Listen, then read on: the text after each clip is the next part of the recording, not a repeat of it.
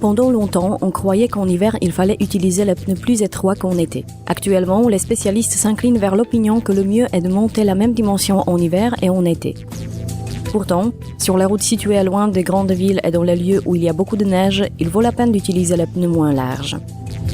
L'avantage principal de pneus hiver moins larges est une meilleure adhérence sur la neige et un moindre risque d'aquaplaning. Toutefois, ces profits sont possibles en dépit de paramètres de traction du véhicule. En plus, lors de l'utilisation de pneus plus étroits, la surface de contact avec le sol est réduite, ce qui peut rendre le freinage moins efficace sur la neige ou une chaussée mouillée et glacée.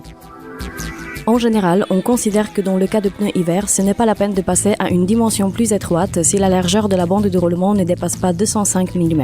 Quand ce paramètre est supérieur à 205, on peut réfléchir à un changement raisonnable de largeur du pneu. Les paramètres du fonctionnement des systèmes comme par exemple ABS sont adaptés aux pneus recommandés pour un véhicule donné.